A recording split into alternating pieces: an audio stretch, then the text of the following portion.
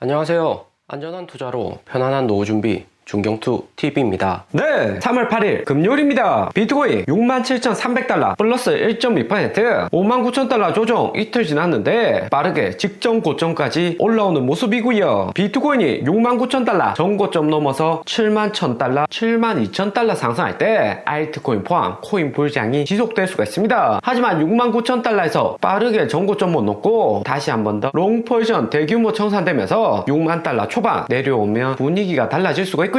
알트코인도 상승은 좋지만 비트코인 69,000달러 리테스팅의 조정 가능성도 상승을 하는 거죠. 비트코인 도면스는 49.4%로 하루 전보다 더 내려가고 알트코인으로 신규 자금 진입은 지속되고 있습니다. 신규 투자자 비중이 높아지기 때문에 이후에 비트코인 조정 온다고 해도 알트코인 매수하기 좋은 타이밍도 다가오는 거고요. 도지코인, 시바이누, 에이다처럼 많이 올랐던 코인들 조정이 오고 있고 바이낸스 솔라나 폴리곤 진한 초록불로 신규 매수세가 강한 모습입니다. 비트코인 도면스는 53%인데 2019년 저항 구간에서 횡보 중입니다. 비트코인에 새로운 호재 있으면 당장에 뚫고 올라갈 수 있겠지만 ETF 효과는 1차적으로 끝났고 4월 반감기도 상승 오는 패턴이고요. 대신에 최근 테슬라가 비트코인 추가 매수했다는 소식 알려지면서 2021년부터 강하게 형성되었던 여기 매물대 뚫고 상승을 할 수 있습니다. 알트코인들도 비트코인 상승에 따라서 상승은 하겠지만 4월 되면 연준 금리나 2개월 전이라 알트코인 먼저 조정 올 가능성도 염두에 두시고요. 하지만 4월까지는 시간이 있어서 알트코인 더 상승을 할 수가 있습니다. 대신 리플, 이더리움 클래식 포함해서 메인 알트코인들 홀딩을 잘 해두시고요. 새벽 동안 일론 머스크 비트코인 추가 매수했다고 분석 기사가 났습니다. 2020년처럼 많이 매수한 것은 아니고 테슬라 지갑에서 비트코인 보량이 9,700개에서 11,500개로 증가를 했고요. 테슬라 주가는 연준 고금리와 중국 제재로 연일 하락해서 일론 머스크 2020년처럼 4만 개, 5만 개씩 매수할 여력은 당장이 없습니다. 그래도 시장 추세를 따라가려고 비트코인 약간 매수했고 향후 개인 지갑 공개되거나 추가 매수 계획도 발표한다면 비트코인에게는 새로운 호재로 작용할 수가 있습니다. 2022년 55조 주고 매수한 트위터도 최근에 상승세 주춤하고 수익화 긍정적이 않아서 전방위적으로 테슬라나 머스크는 위기에 봉착을 했고요. 2022년 비트코인 하락장에 4만 개 매도하고 트위터 매수를 안 했다면 최근 같은 비트코인 상승에 테슬라 비트코인 가격도 같이 상승했을 가능성이 높습니다. 더욱이 4만 개 안 팔고 지금까지 들고 있으면서 작년 저점에서 계속해서 마이클 셀러처럼 사모았다면 최근 도지코인, 민코인도 재언급하고 머스크의 능력도 재조명됐을 가능성이 상당히 높죠. 테슬라는 68개 주소에 걸쳐서 11,500개 비트코인 보유하고 있고 스페이스X에도 28개 주소에 걸쳐 8,200개 비트코인 보유를 하고 있습니다. 일론 머스크가 컨트롤 가능한 비트코인만